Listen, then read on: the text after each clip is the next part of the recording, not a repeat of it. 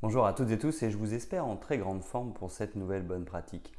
Aujourd'hui, je voulais mener une réflexion sur le directif et se poser la question, mais est-ce que le directif c'est un mode de management?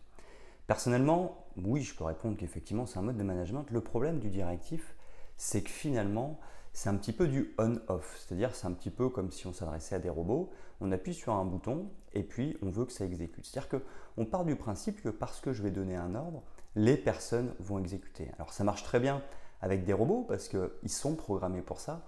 Je trouve que le problème avec le directif et l'être humain, c'est que l'être humain, il ne fonctionne pas du tout comme ça. C'est-à-dire qu'à un moment donné, l'être humain, on peut très bien lui donner un ordre, et s'il n'a pas envie de le faire, ou s'il n'a pas compris comment le faire, ou s'il ne sait pas faire, eh ben, il ne le fera pas, tout simplement. Et je trouve qu'avec le directif, le risque, c'est d'avoir une surprise et de se dire, mais je ne comprends pas, je lui ai dit de faire ça, et il ne l'a pas fait. Bah ça, c'est ça en fait, je veux dire, toute la limite du directif, et c'est là où je trouve que ça reste un mode de management qui est très limité, c'est que finalement on peut donner un ordre, mais ce n'est pas pour autant que nos équipes, elles vont exécuter, elles vont mettre en œuvre ce qu'on leur a demandé.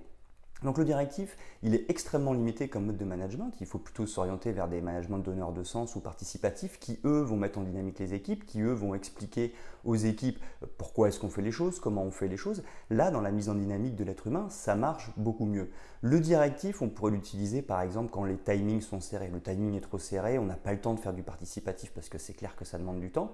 Dans ce cas-là, on fait du directif, mais attention, c'est pas parce qu'on fait du directif qu'on va réussir à obtenir ce qu'on a demandé. Donc il faut faire très attention. Moi je pense qu'il faut essayer d'anticiper au maximum et plutôt être dans des managements de donneurs de sens et participatifs qui nous permettront des meilleures mises en dynamique et de nous assurer qu'effectivement les équipes travaillent en fonction d'un objectif et travaillent correctement en fonction de cet objectif-là. Mais donc vigilance sur le mode directif qui est extrêmement limité et qui peut être utile que dans certaines situations. Et encore une fois, même dans ces situations-là, quand elles apparaissent, il faudra préciser à nos équipes qu'on est dans une situation particulière et c'est pour ça qu'on utilise du directif. Et donc finalement, c'est déjà commencé à donner du sens. Donc finalement, le directif tout seul est aussi très limité. Voilà, j'espère que cette bonne pratique du jour vous a été utile et moi je vous donne rendez-vous dès demain pour une nouvelle bonne pratique.